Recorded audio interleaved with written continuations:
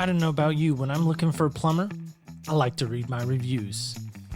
HomeAdvisor.com gave me some reviews on our sponsor, Art of Plumbing. Called them. They arrived on time. Immediately found the plumbing issue and fixed it right the first time. I called them last year and it was great. I called them again this year because I had a problem again. They came out, they fixed the problem. They even gave me solutions to help stop the problem in the future at 541-9405. Hey, come take a walk with me, not like you used to do. Do something different and put yourself in other people's shoes. Open up your mind and open up your eyes and change your direction, change your perspective. Thank you so much for joining us on Other People's Shoes today. I am your host, Neil Matthews, and it is such a privilege to welcome in my next guest. You can find him on most podcast platforms. In fact, when I heard the title, I was a little bit suspicious of it. Here's the title, Come to the Table. Now, I remember as a child, we all could kind of sometimes gather around the table every now and then at grandma's, granny's, as is what we called her, and we could have a conversation. And it could be about anything, and Granny would let us talk and share our thoughts. And to me, that's what this next guest does. He invites people to this kind of invisible table, but has some great conversation. Will you help me welcome in my guest? He is, of course, a follower of Christ. He's a father, he's a husband, he's a brother, and he's a friend to so many. Sean McCoy. Not to be confused with the Rams head coach, by the way. And no confusion, that's not me, but and you honor me with your words, brother, and I appreciate the time. I'm just really glad to be at the table with you. So I was telling, Eric was telling me about you and others were telling me about you. And they said, have you heard of Sean? And I was like, no, I mean, I've heard of the Rams coach, Sean McCoy, but I haven't heard this guy, Sean McCoy, come to the table, Sean. And they said, you should go listen to his show. You might hear some similarities. And I start listening and I'm enamored, just absolutely enamored. I'm like, who is this guy? And a little bit of jealousy, like he stole my idea, but we may be borrowed from you without even knowing it. But this idea of having empathy and hearing people's stories and hearing where people come from is just something I think we're both passionate about per se, right? Oh yeah, amen. Been all about is this idea of getting into someone else's shoes or inviting somebody to the table and having this conversation. Yeah, and it's such an honor to be on your show, like I said, because you do the same thing that I do. And I think the beauty of podcasting and the beauty of what we're doing is there's so much room out there for all these conversations. And while I talked about it from coming to the table standpoint, you get it in terms of the shoe metaphor, which is another one that we use all the time to just say, let's take a moment, like you said, to empathize and really get into the crux of what other people are and understand them for their heart and their soul. And when that happens, as we were just talking about a little bit before we got started, man, it changes you. It has an impact on you. It really does. So Sean, our basic question that we ask everyone, kind of similar to yours, which without even knowing it, that's what's so great about, like you said, about just getting together, is this idea of kind of two worlds colliding with one purpose. And that, of course, being the empathy and the understanding, which is where we're at. Sean, what size shoes do you wear? So I'm a 10.5 is my tennis shoe. That's good. We can fit in that pretty easily because I wear a 10.5 and 11 also. So we're similar there too. And then is there a certain style or brand you like more than another? Yeah, I do. So I didn't really care about shoes at all until probably about 4 years ago. My wife was so kind enough to sign me up for a half marathon, despite the fact that I had not in my life run more than 1.5 miles when I was in the military. And even then it was kind of stretching it. And it wasn't, and I'd never liked running, hated it. And she signed me up to do this half marathon. And so when I finally figured out that I was going to have to be serious about it, and the reason I was serious and couldn't say no was it was to raise money for pediatric cancer, which there's a story behind that in terms of how her and I met. And so I wanted to honor the kids that I'd known over the years and the stuff that we had done. And when I realized, okay, I probably should do something about my shoes, because the shoes that I'd used to run the first couple of miles, she kept telling me those aren't the shoes you want. And I remember going in, and I had a good friend of mine who worked at the Texas Running Company down here in Sugar Land. And she looked at my shoes and she made this really funny face. Like, I mean, you know shoes, Neil. I mean, if somebody rolls in, Chucks may be fashionable, but you're not going to try to go play basketball. No, I'm not going to play in Chuck Taylors. No. And so she kind of just looked at me and kind of like, oh my God, what are those? And I was kind of, I don't want to say I was old fashioned, but I just wasn't really used to spending that kind of money on a true running shoe like a Hoka or a Saucony, and I know you're giving the New Balance a little bit of a hard time, but there's some really great New Balance and there's some really amazing tennis shoes. And the idea of spending that kind of money just didn't make any sense. And she fit me with these tennis shoes. And I just remember it felt like I was walking on a cloud, and it was just amazing because it was built because my feet are flat, wide. My friends in the Navy used to say that they were tired, that my feet were so flat, they were tired, no arch. And so actually having a really good shoe now, all I do is wear tennis shoes. And I have one pair that I wear out when I'm walking just because I want to be comfortable. And there's some arguments physically around that and from a medical standpoint. And then I also still maintain, I don't run, but I mountain bike and I walk a lot. That's why I listen to podcasts, or I've listened to yours this morning. And so I have a pair of walking shoes that are the same kind, and I rotate those through. And so I have a little mini obsession with tennis shoes. I don't have multiple pairs. I usually have two, one that I use to work, either walk or do yard work, and the other one I just wear every day. But I am a 10.5 and a lover of high-end running shoes. That's awesome. Yeah, it's bad. I haven't bought a new pair of shoes in a couple of months though. So, I've been doing pretty good not buying a new pair of shoes. So those who are listening should be proud of that. I don't know. What would you say if you're willing to, you have like a budget? You get like, does your wife let you have like a monthly budget? Yeah. Budget? So we could talk about that. So, my wife and I, we're pretty fortunate to both have jobs right now. So we're celebrating that because there's so many that don't. So by no means we're bragging about our financial status or anything like that when I make these comments, but we give each other $100 a month that we can spend on whatever we want. So, I have to, and I hate the word budget. Oh, it's painful to say, but I do have to budget, shoes and budget shoe purchases. But I do have a lot of running shoes, a lot, like majority of what I have are running shoes. And then in the studio, I have 6 pairs of shoes that get worn every so often. One pair probably once a month only, and only on special occasions. So that's probably really bad, but that's kind of where I'm at. Nice. And I know that you're a North Carolina fan. Huge Tar Heels fan. Huge. Okay. Huge Tar Heels fan.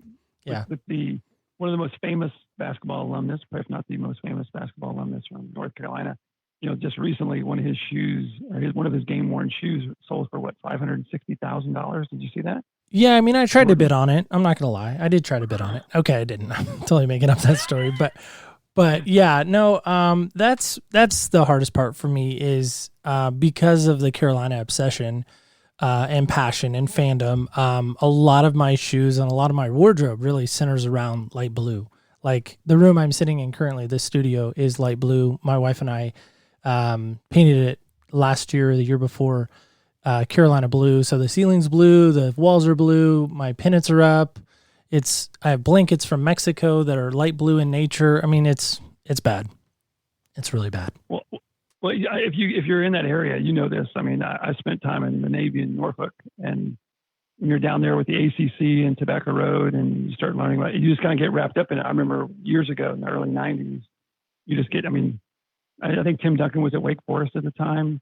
So that would have been like 97, 98? Yeah. Okay.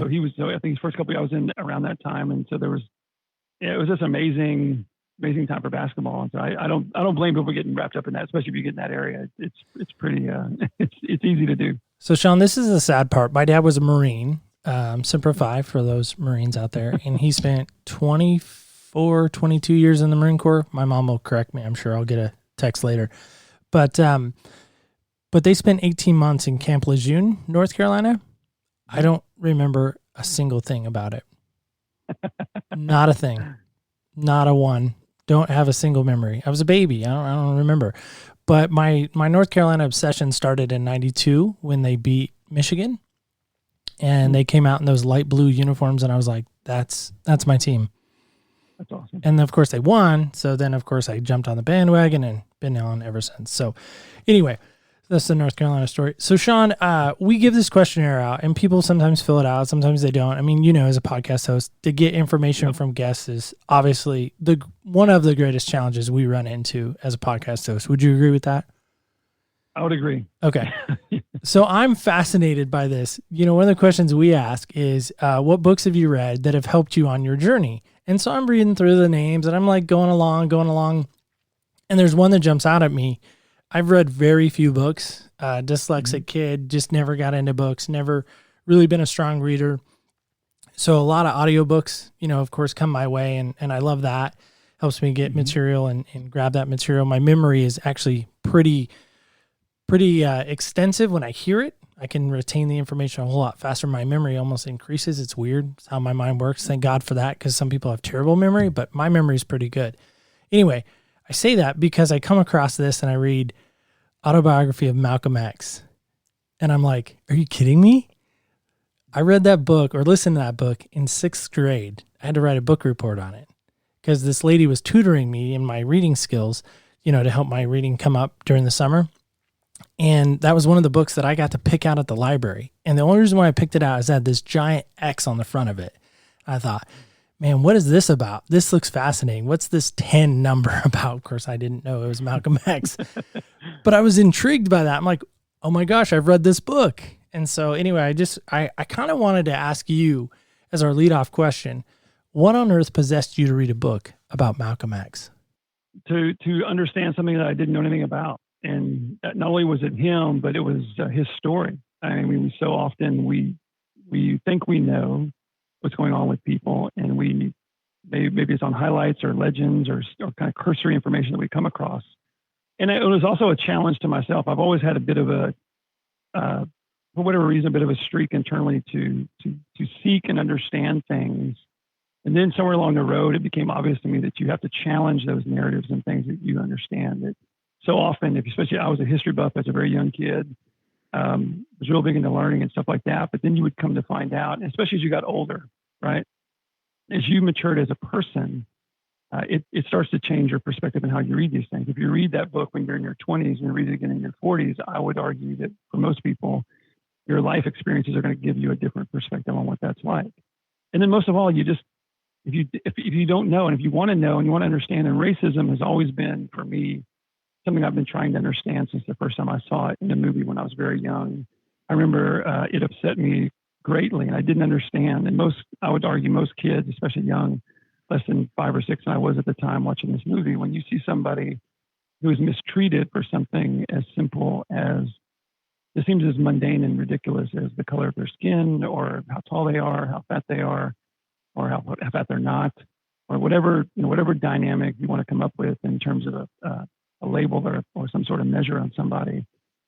And even the good stuff now, as I've gotten older, when that becomes the measure with which you look at people, it's limiting, and it doesn't tell you the whole picture, and it doesn't tell you everything about them. And it's just not only that, but it can be wrong so many times, for lack of a better word. I'm not a big fan of that word anymore, but it can just be we're talking about, it could just be an incomplete understanding. I think I know that person. I think I know, if I look at them and I see them wearing a Marine uniform, you think that they're something else. You think there's lots of things you can assume about a Marine.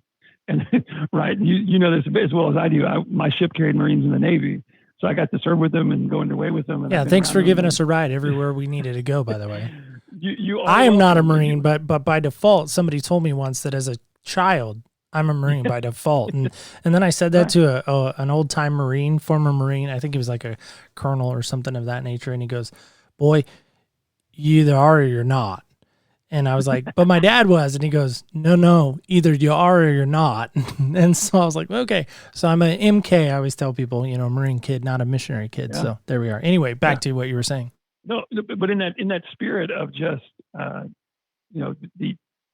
to understand people and trying to understand things and trying to, to really get a grip on who things are. When you hear the word Marine, like you can't say ex-Marine, you learn that, or they're extremely disciplined. They're very tight. They're going to be what we call sat. And when you look at their uniform, the way that they dress, and even after years later, the way they do things, the way they're organized, you can kind of tell. And there becomes a bit of and that's where the stereotype begins. And so you assume there's things that you can understand about somebody because they've been through this experience. But then we go through life, I think, and you start to understand that while there's some general aspects that are similar, everyone's on their own unique journey. Everyone has their own unique story. Everyone has their own unique perspective on things.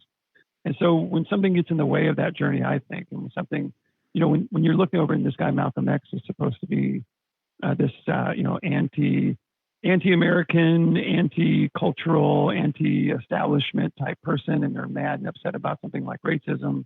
And there's this comparison between him and Dr. Martin Luther King, and where Dr. King was all about being passive and and letting love win the day and going at it that way. But here comes Malcolm X, and he's like, well, this is by any means necessary. You grew up at the same time I did. You remember those shirts and those sayings. You start to wonder like, what is that? And where does that come from? And so for me, instead of just dismissing that person as either bad or on the other side of where you're supposed to be or where I happen to be, what is going on over there? I was the kid that when it came to like comic books or stories, I was never excited about the main character. I wanted to know about the guys on the side that were kind of these peripheral types. Where it wasn't a lot about them. They weren't typical. They weren't the average Joe. And then what's the story? What's going on behind the scenes with that person? What makes them who they are? Because as much as you can generalize and come up with these assumptions and starting points, typically those pictures are not all the way clear. And so what better way than to read the autobiography versus a biography, because it's in a sense this is what he wanted the world to know. And so with that, I was in the Navy at the time. The first time I read it, I've read it a couple of times. And what better way than to do the dive in and just listen to it and just read. Yeah, like I said, I haven't read too many books in my lifetime, but that one obviously jumped off the page for me because I was like, whoa, I've read that too. So that was kind of cool. For me, thinking of your show, and again, you've had a well-diverse amount of people on your show. Is there a story or maybe a series of stories that you've come across that moved you maybe more than another? And if so, how and why did it move you?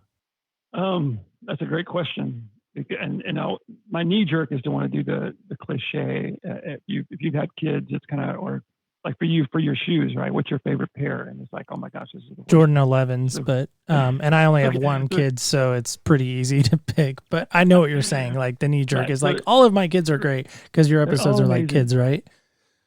Yeah, they are, and they are like that. I would say the one that I my favorite, the one that I got the most reaction from, the one that it's kind of the culmination of the entire journey.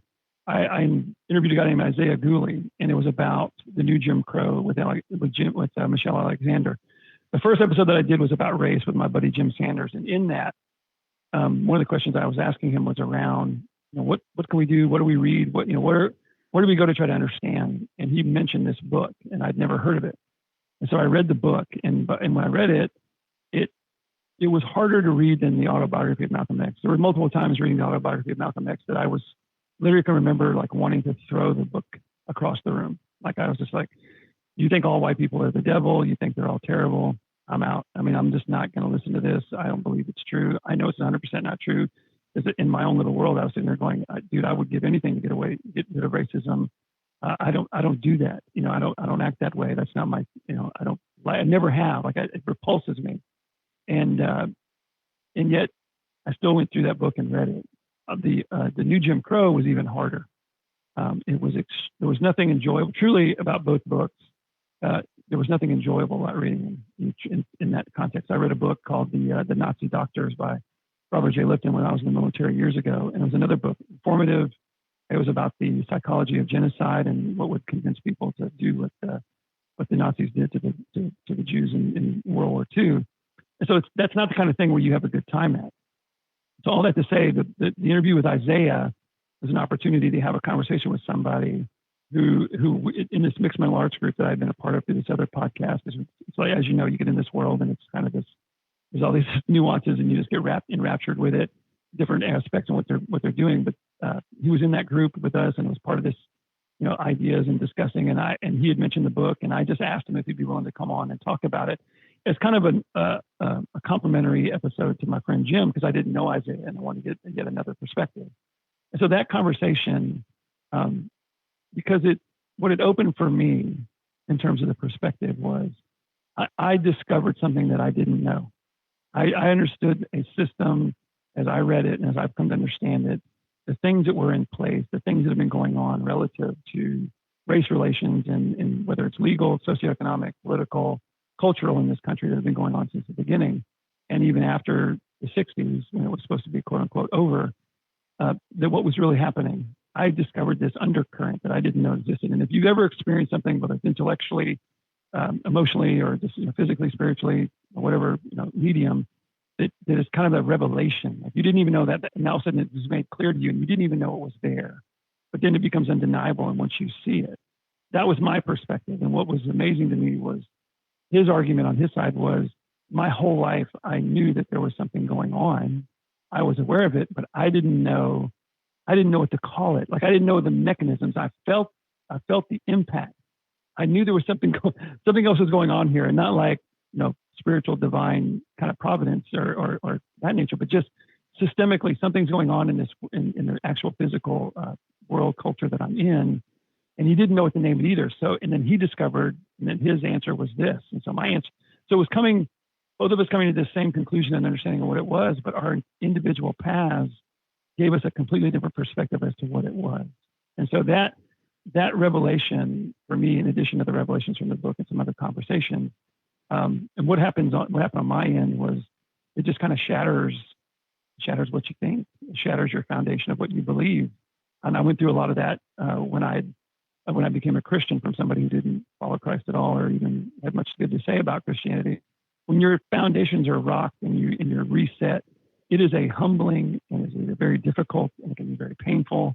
That growth that you go through and that churning and that changing is challenging. It is not easy. It is not fun.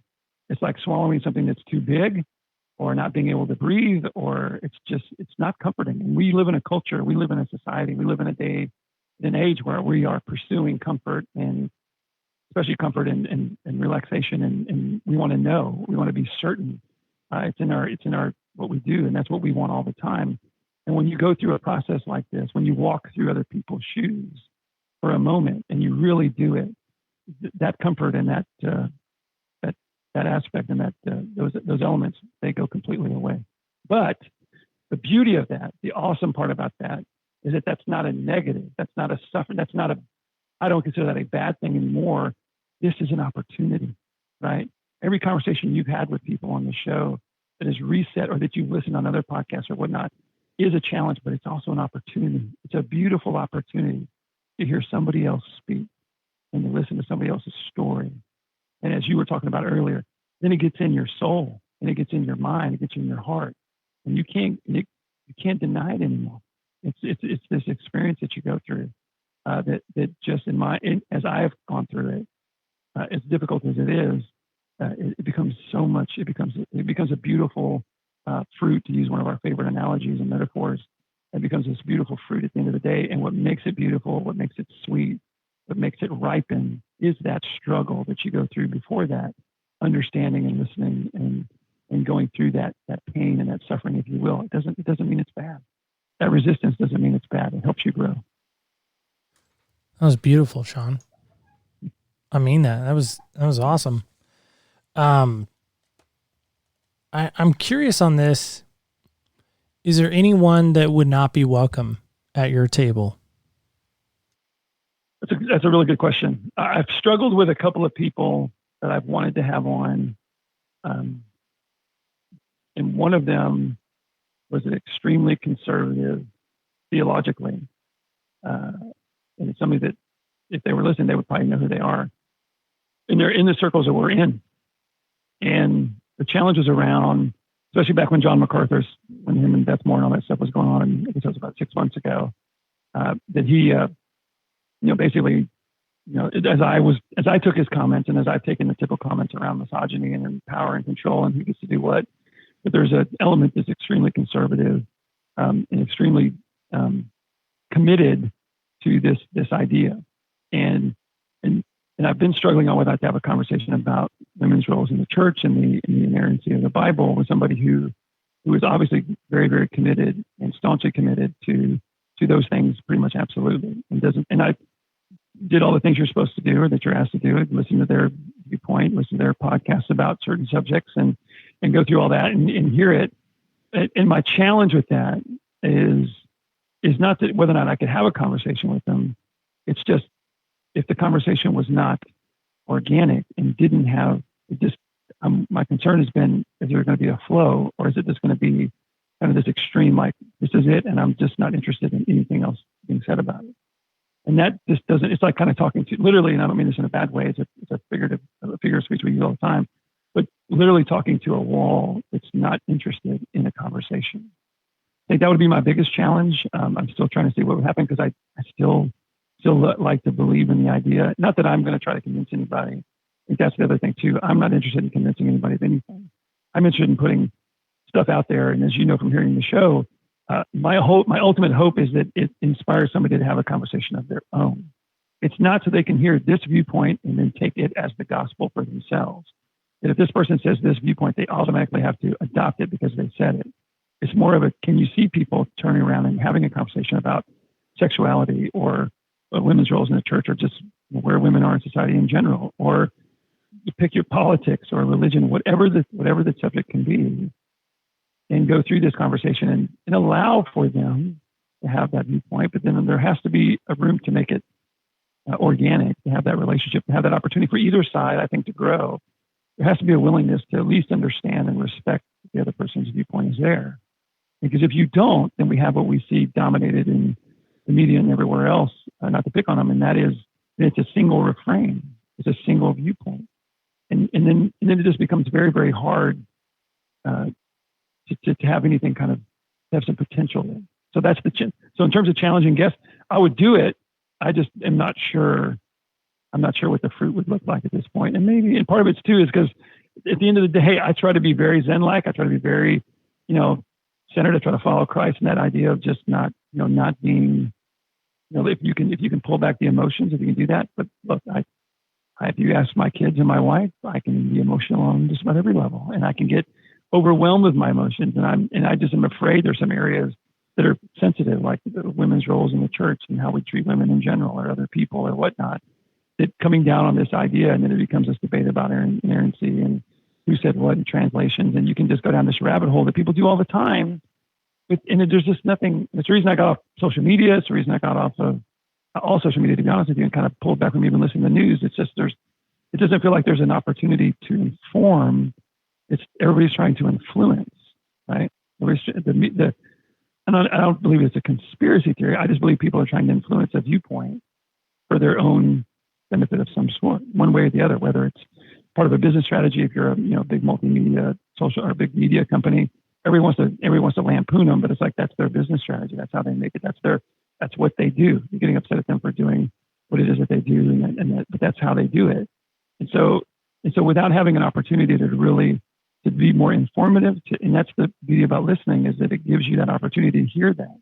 But if I'm just interested in coming out with this and influence you, Neil, to buy these pair of shoes strictly because of this, and it's almost like it's a form of manipulation that we do on all kinds of levels. And look, tact is the art of letting somebody else get your way, and I believe in that. And there's some, which is a little bit of basics of politics, and there's always politicking going on, and there's ways you can do that. And very few people I know of go through life just being stoic and doing one thing one way. So it's not that you're lying or you're being dishonest or you're trying to bait and switch. I know there's a big issue with that in the church around kind of like, it's kind of like, hey, free pizza over here at the church where you're just going to hang out and invite your friends. And it becomes this opportunity to kind of, you're not trying to be salesy. I'm in sales. I get it. There's some value to that process, and there's some things you can do with it that allow for that. But if you're just trying to do something to be transactional, if you've ever been sold to, if you're buying shoes, I think you know the difference between a salesperson who loves shoes like you do. Like that's probably your favorite people to find. They're just trying to help you find the shoe for you for that day. Then there's other people that do sales transactionally. It's like, I make an 18% commission. Neil walks in the door. My goal is to get him to buy the most expensive pair of shoes. And I don't care if he likes North Carolina. I don't care if he's got a kid. I don't care if he has a podcast. I'm going to smile at him and nod and say whatever just to get him to buy this because I need the money. And that's what I care about, versus an experience where they come in and they're like, bro, I love it too. You're talking about this, highlights during the time, if you're a fan of certain teams. And then there's a relationship. He's like, hey, let me tell you about this thing going on over here. And he finds the right shoe for you. So it's kind of the difference in those aspects of whether or not you want to be influenced and whether you want and influence. And again, it becomes gray. It's not a set definition of what that means, but in the context of whether you're informative and whether you're able to do that. If people are just interested in just trying to get me to think the way that they do, that becomes a difficult conversation to have. And it just becomes it's just, you're going in reverse and slamming into the wall, coming back out, going in reverse. And then that becomes that old definition about, insanity is doing the same thing over and over again and expecting a different result. And I just haven't seen a lot of fruit born from people that are that absolutely stoic. I got to go have my way, and I'm just going to mow down anyway my way and get what I want. Now, I do think there's again back to opportunity. I love that word. Those people typically tend to be the ones that they're the hardest nut to crack per se. But when you do, the lesson is almost that perspective that they're able to draw from. If you talk to people, I was listening to this one of the new pods that just came out with Nadia Bowles-Weber. The first woman she interviewed was a former member of the Westboro Baptist Church, and how she had come out of that. And you talk about extreme. Like if you're in the Christian world in America at all, or even if you're not, if you have the media, were they the ones burning the Quran or threatening? No, to burn they're the Quran? ones they were the ones that were protesting the soldiers' funerals. Oh, okay. They were at the funerals. GodHatesFags.com. Oh, yeah. Okay. So it's basically a family that had started this church, right. And she was a daughter of the guy. She was a granddaughter of the guy who founded it. And she was talking about how they were the ones that when Sandy Hook had the school shooting, kids. They're the ones that were basically wanting to come out there and say that that we deserved it, that it was happened because of our sin and the lax in our gun laws, and basically they were the ones showing up with the signs and basically rubbing the ultimate salt in the wound of these parents whose kids had just been killed in a school shooting, right? And so she was part of that.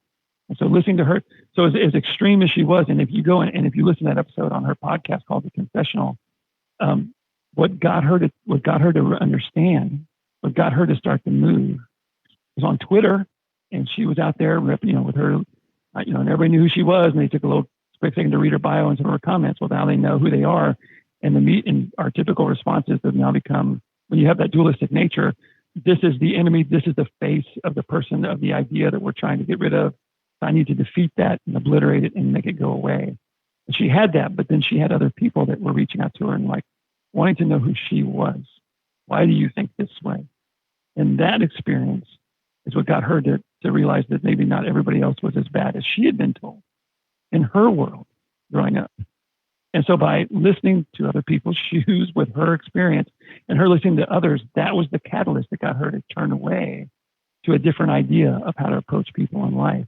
And it led to her having a moment at this, as she tells in the podcast, not to give it all away, but it's such a beautiful example of what you're trying to do and what I'm trying to do and what I think we ultimately need to do all the time, not just in situations like these or in times like these. This is good advice, in my opinion, always. And that is, it gave her a chance to let her defenses down a little bit, to not be attacked for just being here. Because in her world, she grew up under this. And I'm not going to try to make excuses for, well, that's just the way that they were raised. Because at some point in time, you have a decision to make over how you're raised. It's not a black and white thing. If you grow up a certain way, it does not produce a certain thing. If your parents are a certain income level or you have this, none of that is a definitive equation for some sort of other result, no matter where you're coming from, in my opinion, in my experience, I should say. And so what allowed her to come, but if that's all she's ever known, I mean, if all you've ever raised in, and you call it brainwashing or whatever, but if that's what you've been exposed to, it's the amount of information you've been given, it's the experiences you've been given. And if you can see any kind of truth in that, you're going to start to believe this is what I've been told is true. And so, especially when you're young, and then when she had this experience and she went through this transition, ends up having a kid, she ends up at this conference and she's speaking, and she's in the back with her 1-year-old baby on her chest, and she looks up, and the woman who's starting to give this speech at this point in the conference is a mother of one of the kids that was killed at Sandy Hook. And she has this moment of realizing, and all this comes to fruition. She realizes who she was, and she's listening, and she's got this baby on her chest. And you said you only have one quote unquote child. One's enough. One relationship of any kind is enough. No, one kid is enough. Those that have like 5, 6, 7, I don't know what you're thinking. Like, seriously, love you, but no. 1 is good, yeah, 2 is too many, 3 is whoa. But with one relationship, whether it's romantic or it's parental or a friend, is enough to get you to understand the beauty of another human being and then the beauty of that collective relationship. It's this augmentation of what happens when it's the reason I think it's in the Gospel when there's two or more gathered in Jesus' name, that the Spirit is there, right? The Christ is there with us, because there's something magical that happens with that. And she's listened to this lady talk. And then she actually has this moment, she has this baby on her chest, and it's all starting to realize to her that she was protesting and like celebrating the death of this woman's child. And so then there's this, again, I keep using this word, but then there's this opportunity, there's this invitation now. She can figure out a way to talk to this woman and meet with her. She uses Nadia to go and have this connection with her. And she has this moment, has this opportunity to basically, and I don't want to say ask for forgiveness, or it was more of a repentance type thing of an opportunity for reconciliation, an opportunity for mercy. And then what a beautiful thing that happens when in those moments, there's a chance that can happen. And I do believe you have to have choice. There has to be a choice in it. We can't tell people they have to forgive people.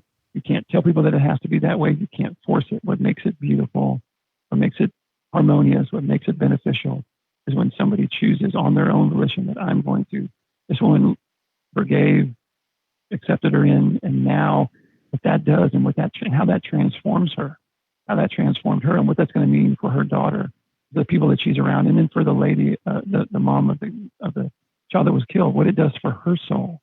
We want world peace in a way, and we want all these things to happen, but we got to do some work. We got to do some work. We got to spend some time. Well, and I think that's the challenge, right? Is we don't want to put in the work.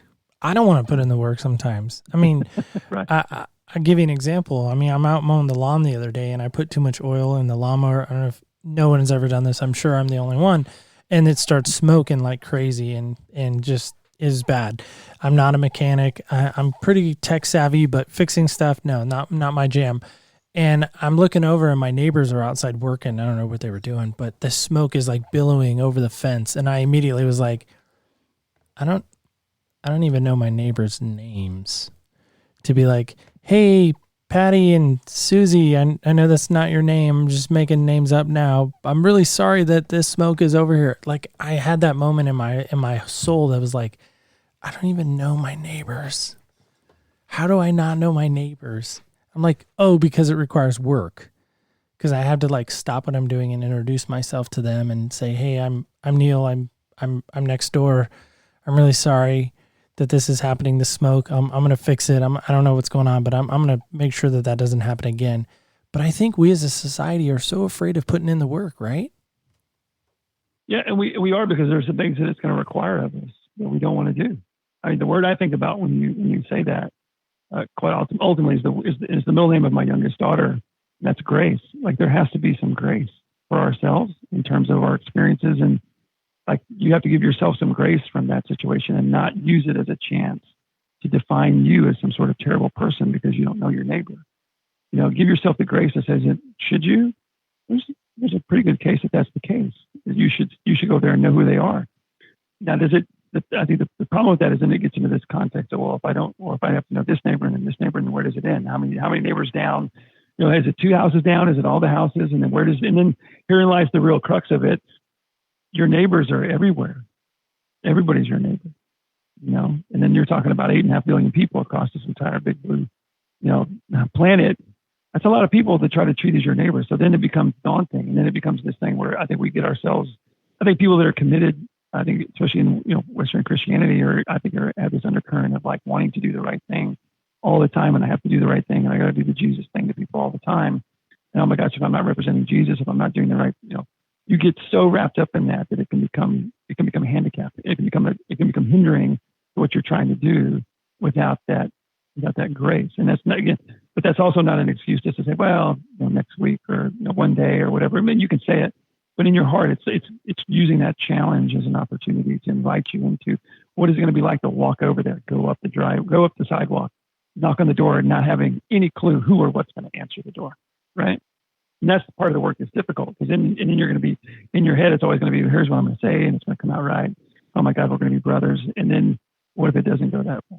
What if they don't even answer the door? What if they answer the door and they just nod at you and then shut the door and let whatever?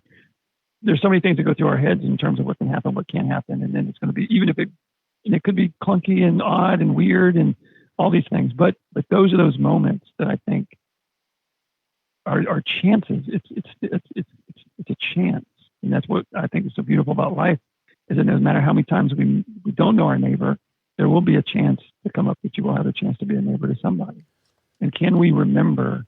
We remember to remember, that's take this moment if you get it, and if you don't get it or you miss it, yeah, it does suck, and it starts to make you feel bad. And I got lots of stories on that one, but don't be so hard on yourself. But man, that is the chance, right? Those are those opportunities. We had this idea of, trying to get to know people and really trying to understand where they're coming from and really, getting this new perspective, not only to learn, but to gain some understanding, because I think our world is desperately needing so much understanding, right? Needing to know what someone else's belief system is. And again, I'm a huge follower of Jesus. Like, that's not ever going to probably change. I can't think of anything that would derail that. I'm a Carolina fan, true and true. Nobody's going to tell me otherwise that I need to go root for another team. It's just not going to happen. Those are the kind of core things, much like my wife. I'm always going to love my wife. Nobody's going to derail that. But my question is, where does that desire of yours birth from, where you're going to sit at the table with somebody and have that conversation? Because so many times those, and don't take this the wrong way, but so many times those beliefs that we have about certain things inherently cause us to divide. And there's some joy in that, group of Carolina. You go to a basketball game. I did it for years. I was a huge sports fan for a long time, and last 10 years it's really, really changed. But when you're around that group, there's a camaraderie there, right? I mean, in any capacity, whether it's people that you work with, whether it's sports fans, where you go to college, where you grew up. I'm from Texas. It doesn't take long to find out. You find out pretty quick who's from Texas. We tell you. Kind of like vegans or people like that. We let you know what you guys are kind of proud of that, aren't you?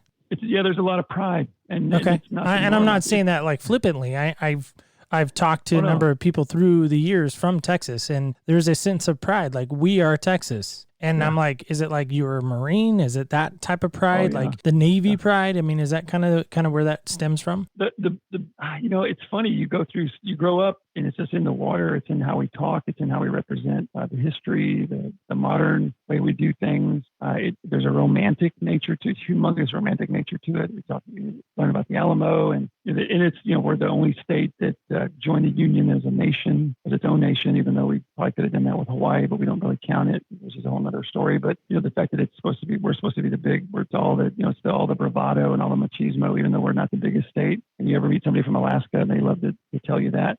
But it's this weird dynamic, I think, that we kind of impose upon ourselves, which goes back to what I was saying before around, it gives you a sense of identity, right? It kind of helps you who you are. It helps you identify who and what it is, and makes you who you are. And then when you get back to what I was saying, once you find somebody else who's a Carolina fan, you're like, aha, now I can connect with you. Oh, you're a Christian. Oh, good. Oh, that's a Christian-owned business. Oh, and we assume that means something, right? We assume because then we can relate to it. Because then it's like, well, if you think like I do, then you can, right? Then you'll understand what I'm saying.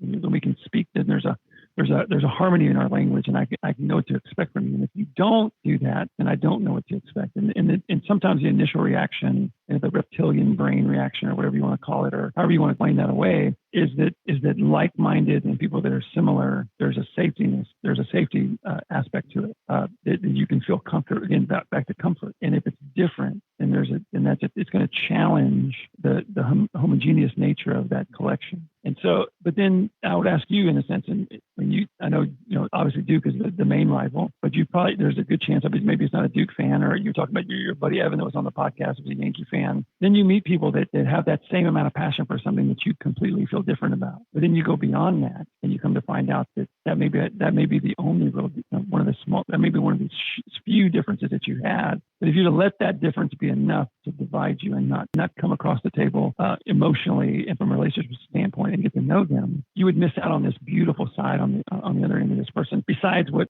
baseball hat they're wearing, or besides what jersey, besides who their favorite player is, or who they think is the greatest of all time in whatever sport or position, and then you get a chance to see that behind that is this same passion and zeal and shortcomings and obsessive nature around this. And then the beauty of that is, I think it allows for an augmentation. It's another level of completeness of coming together as one, because now can we come together as fans of basketball? Can we come together as fans of podcasts? And maybe we don't maybe our favorites aren't the same one, but if that's where we stop and we don't go past that, we don't go further in terms of that journey, then we lose the opportunity to find out that actually there's a lot more in common than we thought. So that for me would be the biggest reason, because it's not comfortable. In fact, I was saying before, things that are different cultures, different tastes. If you've ever tasted food that's from quote unquote from another culture, or even the food itself, or what you're cooking with what, I've been to China on business trips many times, and over there they eat anything that's edible, stuff that you would never think to eat. I mean,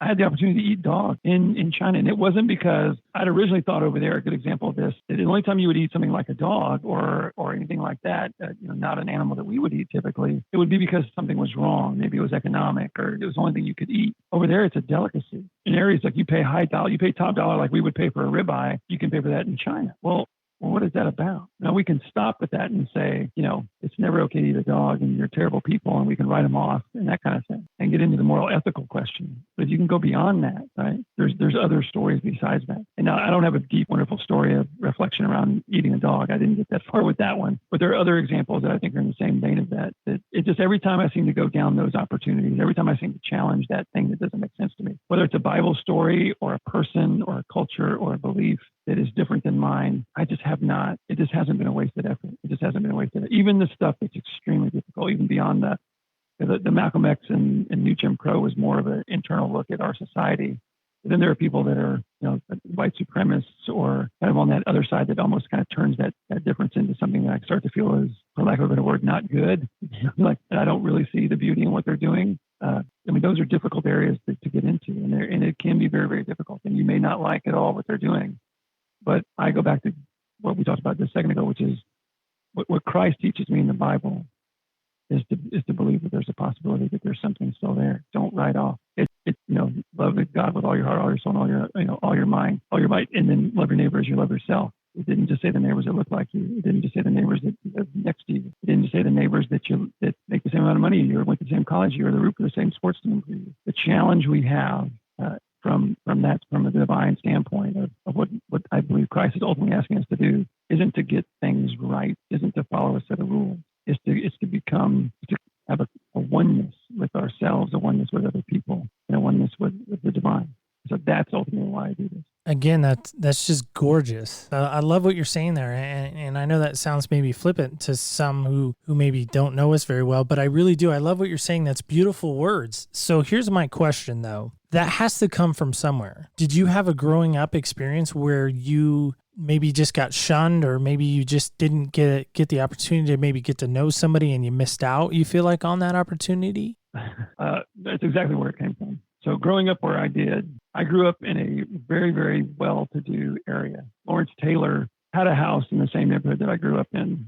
Frank Beard, who was the drummer for ZZ Top, lived on the same golf course hole that I did in high school. And so the irony to that statement is the assumption would be that anybody who's living in the same area with people like that, and then other people who could afford homes and live in the same area with people like that ultimately we had to have been well off, right? And I grew up poor, if you will, and definitely impoverished in a lot of ways around rich people, ironically. And so being looked at during my childhood, and being judged, and also being written off in a way as a young man because of either where my family came from, I can remember my mother and my dad. And my dad was in oil business in the early '80s, had a Porsche. My mom had an Oldsmobile, and then the bust hit, and our cars got repossessed, and we'd have cops show up at night looking for my dad because he wrote hot checks, or because he spliced cable, or we'd have the phone would be turned off for a couple of months, hot water would be turned off for a couple of months, we'd lose electricity for a month. I can remember as a kid having certain points in time where I can remember one, we literally only had bread and water to eat dinner. That was served to us as far as that goes. And so around people, and I have friends and people I grew up around that, I had a friend of mine, sophomore, junior, senior year of high school, he got a brand new car every year. And it was an Eddie Bauer, Ford Bronco 2 Eddie Bauer, our sophomore year, brand new, no miles on it. Centerline rims, put a $10,000 system in it, which was back in the day, as you know, probably back in high school. I think that was like the ultimate thing that you could, that was like the status thing. And the world that I grew up in, that's how you were gauged in terms of worth, the clothes you wore, what your parents did, the cars that they drove. And I would have cars that would break down. I would drive to practice or something like that for baseball. And after practice, the car that I drove in high school wouldn't start. And it would have to, I would pray every time I turned the key that it would start. I grew up in this weird dynamic of kind of in the poor area around rich people. And then having that become part of what I was evaluated on. And then also believing on some level for a long time that that was the center, or that was the goal, that if I could just get there, these people would respect me and these people would accept me. And then I wouldn't be one of the outsiders, the dysfunctional side. And I had a very dysfunctional family, to be honest. I mean, my mother's an alcoholic, still is. And there's just a lot of just stuff that looking back at, and even the way I was raised, that we didn't really have rules. I mean, my parents would probably be upset about saying that, but I mean, I can remember the first time I was exposed to pornography, I was 5, 6 years old, and my mother didn't take it away. And I can remember watching our movies and just kind of being subjected to stuff now that I look at kids and think, what in the world at that age was I doing? I remember having to drive my mom home for having too much to drink at 12, 13 years old, and having to be responsible and having to be that kind of stuff. And so I think recognizing what it's like, and then in the military, to be honest, and this may be hard for a lot of people to see, or even other people, obviously people would probably disagree, but in my experience, I spent 6 years as an enlisted person in the Navy. And when, again, my experience in the military, when you are looked at as not just from an authority standpoint, chain of command, rank, and all that stuff, but as an enlisted person, when you are considered a less than, like a human level less than, you remember that. It stains your soul when people look at you and decide that they know who you are because of something that either you don't have much control over, or that just quite simply isn't true. So you're wearing dungarees, you're an enlisted person, you're 20 years old. You don't deserve to be treated in the same way. And I don't mean like we need staterooms and fancy stuff, and I don't need luxury. I didn't definitely need that time period. I'm not looking to be catered to. But when there's not I'm not talking about an authority standpoint, especially in the military, there has to be a chain, there has to be different things. But relative to professionalism and how a unit and how a team really works, there may be authority in certain areas to make decisions and lead, but the power to make the team, make that unit cohesive comes from the abilities and the importance and the equitability of coming to that group from each one of those people. And so, between the military and growing up, I'm kind of the wrong side, being on the right side of the tracks, but in the wrong way. I just saw for years just what I felt was just a misunderstanding of who I was. That this thing you think of me is not true. This thing that you think of who I am and what I am because of certain things, because my mother she cleaned houses when I was in high school. And you can imagine when all the rich people that you go to school with, if your mom is the one cleaning their house and is an alcoholic, and it's just, it lends itself to conversations and to comments and to perspectives of who you are, even though you have nothing to do with it. So I would say those things in my experience in my 20s, early 20s, and definitely my childhood led me to believe that you may have it wrong. You may have that kid pegged wrong. You may have that person over there pegged wrong. All these things that line up, and maybe they have a rap sheet, and maybe they did some stupid stuff. And that's not even accounting for my own mistakes as just a person, right? But if you don't allow it, but if that becomes the thing that you use as the opportunity to either divide or separate or decide that person is that way, or will always be that way. And I just think that you lose that chance, because those people change. There's a journey that happens. We transform, we learn, we go through this. I just think you miss out. You miss out by doing that. Is there a perception that you had that you knew you were just completely wrong on, and you were embarrassed once you found out about it? Oh yeah. Is there one in particular? I mean, maybe there's several, but I don't know. I would say the first one that stands out to me is how I saw the male to female relationship that wasn't romantic. And what I mean by that is, my sister, when I was young, I have a younger sister and younger brother. And I can remember growing up, and my goal was to help my brother be the best person he could. And I felt that, I had to be the big brother and help him along and be there for him. But I never thought that way about my sister. For some reason, it just wasn't on my list. I didn't inherently, and if people want to think I'm a bad person for this, that's fine. I'm just telling you that as a young person, I just didn't think that what I said to my sister mattered in that way that it did my brother. And what I didn't recognize for a long time was she was watching what I did just as much as my brother was. And then when I got married, third time actually, I've been married 3 times. my marriage now, Emma and Ethan were I consider my kids now, but Emma was my oldest daughter, and Ethan was my wife brought them into the marriage.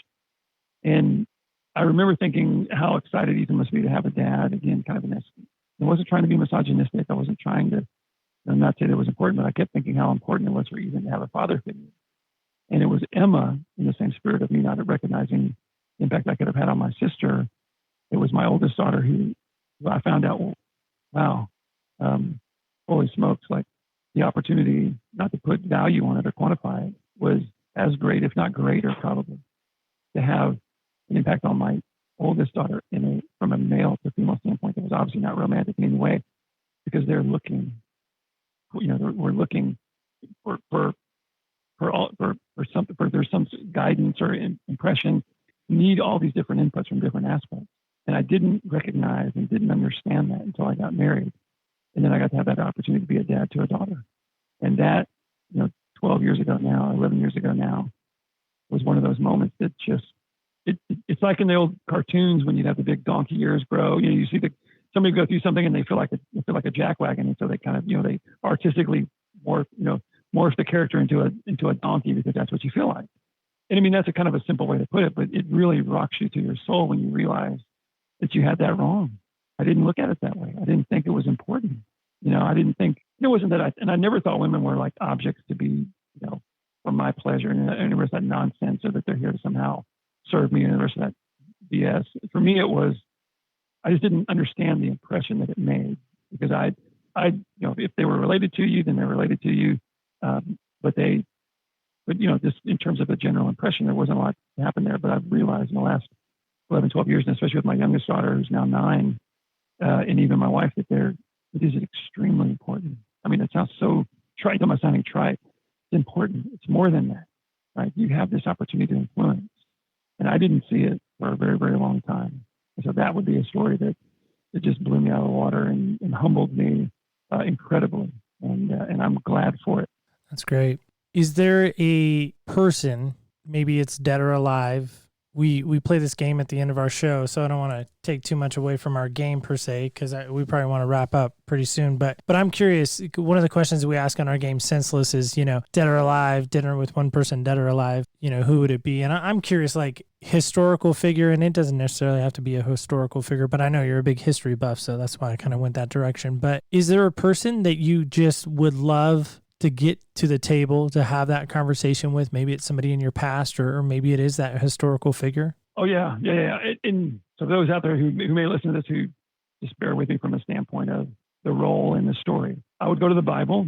I would go to Joseph, from Joseph and Mary. And the reason why is that I think, it's a very subtle part of the entire story. As vast and as deep and as amazing as the Bible and all the stories are, but his particular role in that, look at that sequence of events, and then you go back and put yourself in the context of that time period and those cultures and what was culturally the norm. And it's gotten even greater as I've learned more about it especially through my buddy Alexander Shia. So imagine you're betrothed. You have a woman who now you're going to have this relationship with.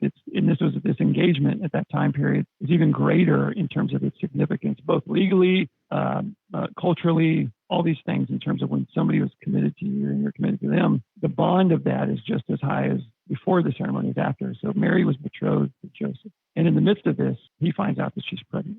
Now, again, not to be stereotypical, you're a guy. If you're, or I would even think a woman would be the same way into some context, but I think even more so that this person, it's supposed to be, and there's this incredible value put on the purity of it. And that's a different argument for a different day, but just allowing for the cultural expectations of the day was purity of coming into that relationship for both. Especially a lot of pressure was put on, right or wrong, was put on the side of women. And so she comes into this situation during it and comes to him and basically says, I'm pregnant. And God told me that it was basically this immaculate conception. The baby this is a God thing. And before Joseph has his experience, he decided to divorce her quietly, which is what we read in the gospel. When he had every right, when he actually had it was legal inside the world that he lived in, that he could have killed her. There are people today, there was that story in Iran, where honor killings have been part of cultures throughout our history as a world. And the whole premise is it's a dishonorable act, especially. My understanding has always been a woman. When a woman dishonors her especially sexually, with even if they're a victim of rape. I did a speech on it in college and did some research, and it's mind-numbing, mind-blowing that it's this idea that in the way that you make up for the way that justice is merited out or vetted out, the way that you balance those scales is the woman dies. I mean, it's an honor killing. There's actually legal legislation right now in place in countries like Iran that account for murder under those conditions and lower the sentence because of an understanding of why they're doing it, not just some random act. So there's a justification for it. In that day, Joseph could have killed Mary, and no one in that culture would have batted an eye. It would have been his right to do so. And even before he had before he had the experience with God to help him understand it as we read it, he still was going to divorce her quietly. There's a humility there because he was going to, what happened to your fiance? Well, it didn't work out. We're not. I mean, it doesn't take long in a small village or small area to get around what would happen, especially if she ends up giving birth later. And what that would do to him personally, he didn't believe in that at that point. And then even though God comes and helps him understand what's going on, he still made the decision to go with her. And he didn't have to then even though I know God told him, and we like to think that, well, God gives a clear instruction. So how else could you do besides say yes to God? Well, I think there's people all the time that say yes to God, but the world criticizes and the world critiques and the world, it doesn't, if you say God told you to do something, there's people that may believe you, and there's a group of people that are going to say that they don't believe you at all. Especially if what you're doing is really, really out there, really, really unique, or something that doesn't make sense, especially from a cultural, physical standpoint. And he still decides to do that. And I've learned later that what they would have done, what his home village, what his home clan or his home group would have done at that point when he decided to go with Mary, even though when they found out she was pregnant, and why. Part of the reason he had to leave was they would have ritually killed him. What I mean by that is they would have actually created a gravestone. They would have had a ceremony that even though he was physically alive, basically he was excommunicated from his family. And so he decided to take that on as well and stay with Mary and help her after, and not just abandon her to whatever was coming. And so for me, and so you get all that from this brief mention, and we don't really hear about him much at all anymore, or ever really in the gospel. But to sit down with him and just, and I mean, I guess the easy answer would say, well, why did you do that? Well, God told me, and it's all easy. I don't think it's that simple. I would love to know what in him and how he got through that, because there was going to be moments, right? Oh, well, she's pregnant, but yeah, it's God's child.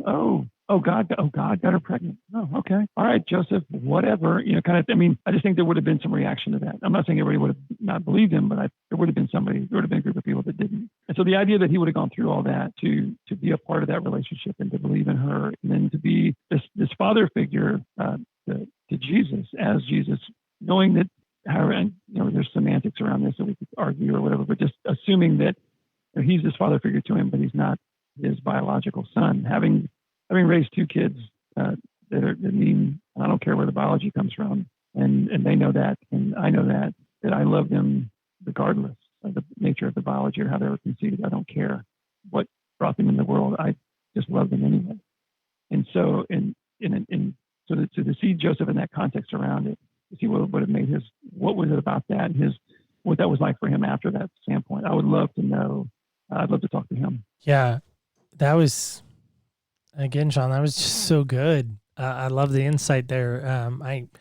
I think we kind of forget that there's some white space. That's what our pastor calls it, white space between stories. There's more going on in between the white spaces. So that's some good insight there. So how can people find out more about your show? I know it's you said you're not on social media, which to me is, we'll have to talk and you'll have to tell me how that works, because I'm not sure I could go without Facebook or Instagram or Twitter for a day. So maybe sometime you'll have to share with me how to do that and accomplish that. But how can people hear more about the show and hear more about you and what you're doing? Sure. So the easiest thing is the website, the cometothetablepodcast.com. It's very, very long. I should have known better than to make it this War and Peace thing, but it was the best I could do at the time, and it made sense. And so just started the website, and then that'll help you find different, and then go listen to the podcast if you will. And if you like what Neil's doing, and again, I think we chew the same dirt very, very well, if I can say that, in the same spirit of that. And that's why I love it. And it's this thing where you're never going to probably have heard of any of the people that I've had on like yours, but then you get to hear there's these gems. It's this treasure chest of experiences chances and opportunities to hear insight, which will, I hope, my hope and prayer is that it's enough of an insight. It's not meant to make you feel jealous. It's not meant to make you feel as if you're less than, or this is this amazing story over here. This person's done what they've accomplished and what you haven't. It's really meant to be an invitation for them as well to not only listen, but to have their own chance to sit at the table, encourage them to sit at the table with somebody else. And even if you just do that, if you're doing that, the spirit of what I've been doing on the show, I believe will come into that spirit of that experience, and it will make sense to you. It's why the metaphors work. It's why the analogies work. And look, I didn't come up with the idea. There's a couple other Come to the Table podcasts out there, and I'm like, great. It's not a single thing, and it's not a unique entity in terms of ownership or of the idea. You stand on the shoulders of giants and just try to do and serve well the gifts that you're given, and serve well the opportunities you're given as far as that goes. So if you like all that, I would say listen to the podcast. And if not, if it just doesn't come up, I would just ultimately challenge people to sit at the table with somebody who's different than you. Sit at the table with somebody who thinks differently than you, and not to do so with the idea that you're going to turn around and tell them and try to argue a point. Listen first. Let them speak first, and listen. And don't listen in a way. This is the motto of the show. Don't listen to react. Don't listen like waiting. Okay, so Neil said this. He said about North Carolina being the best ever. And, well, I'm gonna go find out what Duke's overall record is against North Carolina. Or who's won more conference titles, and who's won more national championships, and who's got more players that have been drafted in the NBA. And I'm gonna take that information. I'm gonna tell Neil why he's wrong and why he should like Duke more because it's a better school. Right? That tends to be how we think sometimes about a lot of subjects. And there's, in my experience, there's an opportunity to do that, and you can do that and argue all day long. But the real chance is to sit there and go, hey, what was it about? What was it about North Carolina that just stirred your soul when you told that story? It came out in 1992. They played Michigan in the national championship game. And when they did, there was something about the way they came out and the way that they looked. And there was an energy there, and there was an aura there. Something drew you in, and then you start learning about traditions and the different aspects and the what a Tar Heel is and why that's important and why basketball and all these things. And you go down this road to that point, there's an opportunity. There's a greater opportunity there to learn from you than it is to just try to oppose you. That's good stuff, Sean.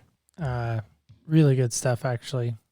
By the way, Carolina owns the series 139 to 114, in case you're curious at home. So. In my head, I was like, and I bet you he knows. I had to Google it. Hands down, I did have to Google it. So according to Google, Carolina does own the series. So let's play our game, Senseless. Yeah. So this is our game. We'll still play it. Hopefully you don't get number 6, because it's going to be really awkward if you get 6. You're going to have to come up with a different character. Okay, number 2, which of course is this. Who is touching your life right now? And everybody. It sounds bad. You are right now. Well, thank you for that. I mean, quite honestly, it's just the opportunity to do this, right? It's therapy in a way. You know this, whether you're doing it on that side or this side. Right now, you're giving me an opportunity to be heard, giving people an opportunity to listen to what I have to say, and that is, you're the answer right now. I don't know what to say to that. Like I'm very seldom at a loss for words, but that kind of took my words away. So thank you. Thank you for that. Sean, you've been a joy and a pleasure. I cannot wait to hear more about what you're doing with your show. I invite people to come to the table and listen to what he's doing. We, of course, will link all of that in our show notes. So guys, just if you can, go out and take a look around your world today and see if there's somebody you can have dinner with, have a meal with, break some bread with. I know it's really hard. It's still kind of this weird COVID-19 stuff, rioting going on, all kinds of craziness going on in the world today. But amidst the craziness, isn't it great just to have a conversation with somebody, just a cup of coffee to say, hey, where are you at? Where are you standing? What do you believe about whatever? And I think Sean and I are a great example of that. And hopefully you guys can follow our example and maybe imitate us as we try to imitate somebody higher than us, that of course being God. So guys, thanks again for listening. Sean, any last words for us? Yeah, so consider this the official, for those that are out there that love you, consider this the official invite for you to come to the table and come on my pod. And so we'll do that so they can, at least that gives them a good place to start maybe. So yes, I'd love to have you come on the podcast and listen to you. Absolutely. We would, of course, enjoy that as well. So just remember, guys, when you walk in other people's shoes, you really do get a different perspective on life. On behalf of executive producer Garrett and myself, Neil Matthews, we, of course, want to invite you back next week as we try on other people's shoes. Thank you so much for joining us on Other People's Shoes. As you know, I'm your host, Neil Matthews. Thank you again for joining us this week. I'm super excited to share that episode with you. Sean and I feel like somehow we are long lost brothers. Now, I've declared multiple times on this show, I've never been to Texas, but for some reason, I just feel we are kindred spirits, fighting the same battle, trying to get the same message of empathy out to the world. So it was great to share that episode with you. Guys, thanks so much for listening. If you have time, go check out what Sean's doing. Come to the Table podcast. We, of course, have linked all of his information in our show notes. Want to call your attention to next week. We start a new month and we get to celebrate our nation's Independence Day. A lot of stuff going on next week. But before we get to that, I want to give you a little sneak preview of next week's show. Yeah, so the only thing to search for that I haven't found is the continued journey of retiring from the Corps. That was the desire going in. I mean, I lived it, I breathed it, I picked up early, I picked up E5 in under 2.5 years, meritorious promotion. So that's not to slap me on the back by any means. It was just to show you the motivation of moving forward. I mean, I wanted nothing more than to be a Marine. So not ending that journey and not finding out what it's like to say I'm retired and knowing now that I could look back and go, man, I would have been retired by now, or hey, I would have been getting out, or I would have been up there, is that unknown that I still struggle with. And then the finding piece is beyond the Marine Corps, and it's the faith, and it's the fact of knowing that my faith is the driving force that will last far beyond my title Marine and my last name, which God has given me, and finding who I am in that. And that was a journey in itself after I got out to find out who is Mike Kensler versus who is Sergeant Kensler. Semper Fi!